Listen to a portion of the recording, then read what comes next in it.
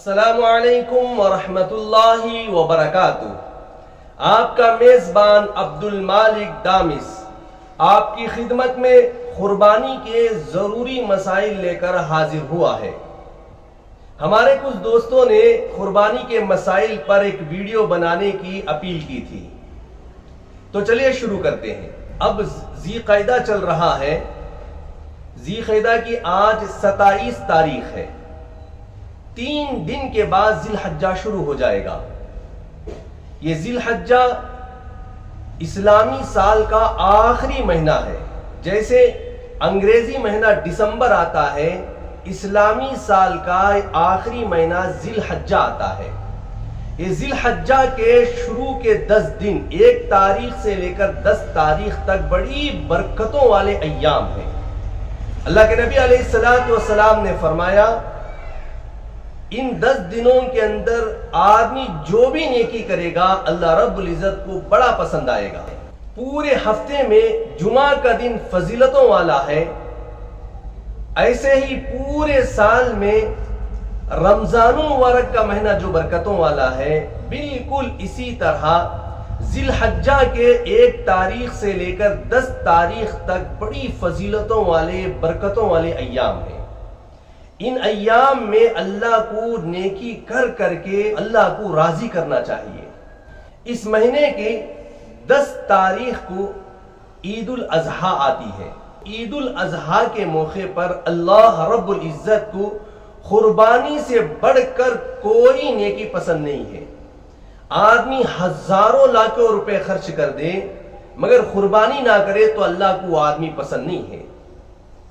اللہ کو وہ آدمی پسند ہے جو استطاعت رکھتے ہوئے بکرے کی، دمبے کی، بیل کی، اونٹ کی جو قربانی دیتا ہے، اللہ کو وہ بڑا پسند آتا ہے۔ قربانی کس پر واجب ہے؟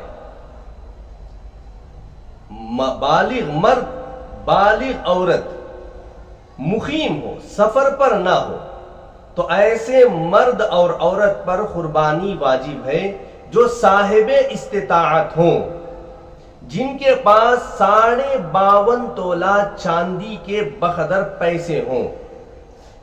پہلے زمانے میں 1 تولہ 10-12 گرام کا ہوتا تھا، اس زمانے میں 10 گرام پر 1 تولہ بنتا ہے، تو اس حساب سے 52.5 تولے 52.5 اس زمانے میں 612 گرام 35 ملی گرام بنتا ہے۔ آج تاریخ جولائی کی 8 ہے۔ میں نے سنار کو فون کر کے معلوم کیا کہ 1 گرام چاندی کتنے کی آتی ہے، تو انہوں نے بتایا کہ 65 روپے میں 1 گرام چاندی بن رہی ہے۔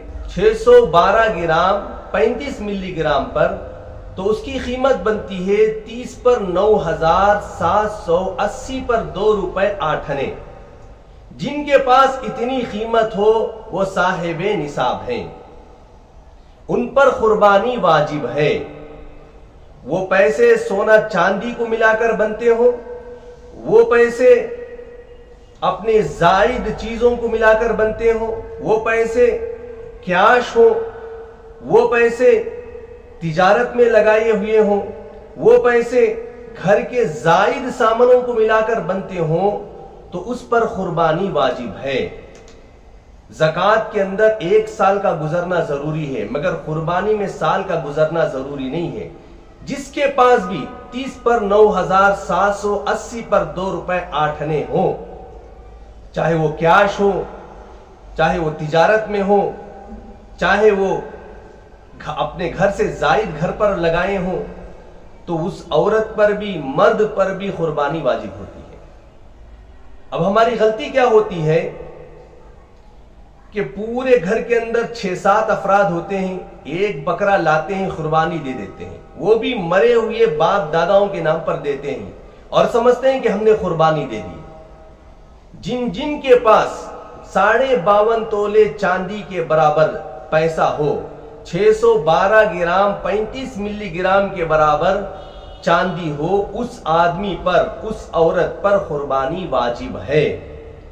گھر کے اندر 7 افراد ہیں، ہر ایک کے پاس اتنا پیسہ ہے، تو ہر آدمی ہر فرد اپنے اپنے نام پر قربانی دینا چاہیے، چاہے ایک ایک بکرا دیں یا بڑے جانور میں 7 حصے لے لیں۔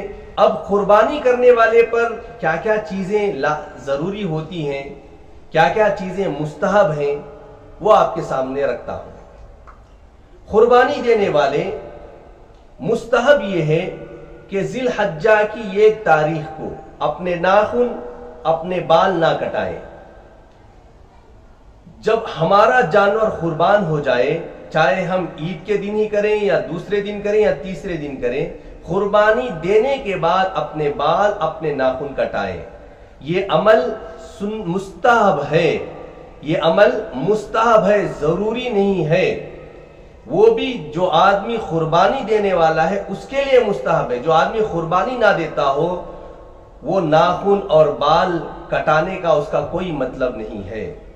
اور لوگ گنڈ کرانا ہی ضروری سمجھتے ہیں، گنڈ کرانا بھی ضروری نہیں ہے، تھوڑے بال کاٹ دیں یہ بھی کافی ہو جاتا ہے۔ قربانی دینے والے کے لیے ناخن کا، سر کے بالوں کا نہیں کاٹنا مستحب کیوں ہے؟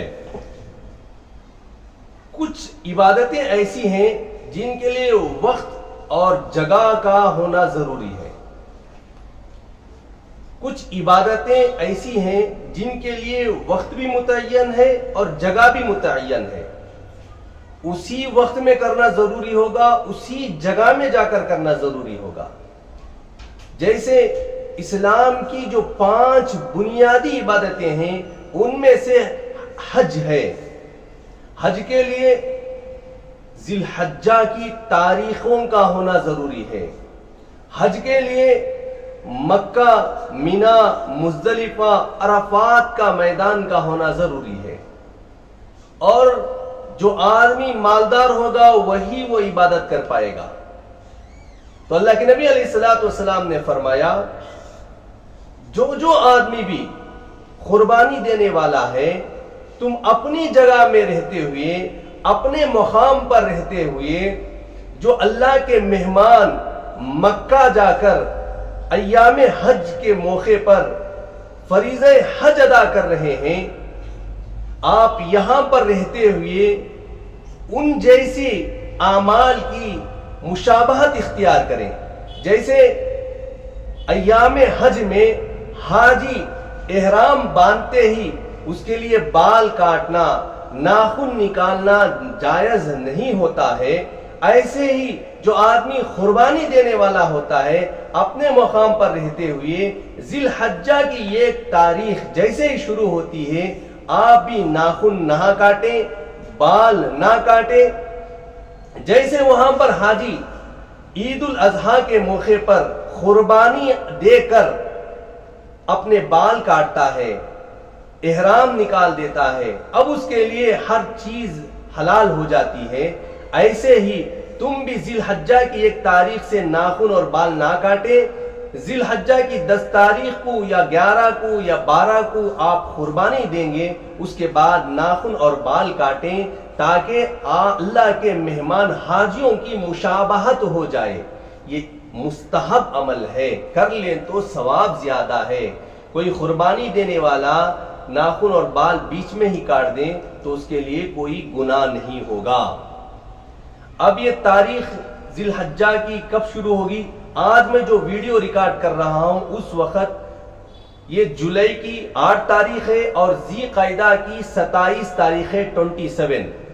اب 3 دن کے بعد، یعنی آج جمعرات ہے، جمعہ کو 28 ہوگی، ہفتے کو 29 ہوگی، اتوار کو 30 تاریخ ہوگی۔ انشاءاللہ اتوار کے دن چاند نظر آئے گا ذی الحجہ کے۔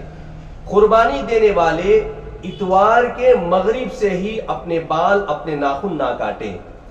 اپنی قربانی کے جانور کو ذبح کرنے کے بعد اپنے ناخن اور بال کاٹیں۔ ایام تشریق کے لیے جو تکبیر کہی جاتی ہے 3 بڑے معزز لوگوں کی زبان سے نکلے ہوئے کلمے ہیں۔ جب حضرت ابراہیم علیہ السلام اپنے بیٹے اسماعیل علیہ السلام کو ذبح کر رہے تھے، اللہ رب العزت نے حضرت جبرائیل علیہ السلام کو جنت کا ایک دمبا دے کر بھیجا کہ جاؤ اسماعیل کی جگہ ابراہیم سے کہو کہ اس دمبے کو قربان کرے۔ اب جبرائیل علیہ السلام وہ دمبا لے کر آ رہے تھے، دیکھا کہ ابراہیم پوری قوت کے ساتھ اپنے بیٹے کے گلے پر چھری چلا رہے ہیں، تو جبرائیل جلدی میں اللہ اکبر کہنے لگے۔ ابراہیم علیہ السلام چہرہ اٹھا کر دیکھا تو جبرائیل دمبے کے ساتھ ہیں، تو ابراہیم علیہ السلام نے کہا لا الہ الا اللہ واللہ اکبر۔ پھر اسماعیل علیہ السلام کو پتا چلا کہ اللہ رب العزت نے میری جگہ دمبا بھیجا ہے، تو انہوں نے کہا اللہ اکبر وللہ الحمد۔ یہ تین بڑے معزز بزرگوں کے زبانوں سے نکلے ہوئے بہترین کلمات ہیں۔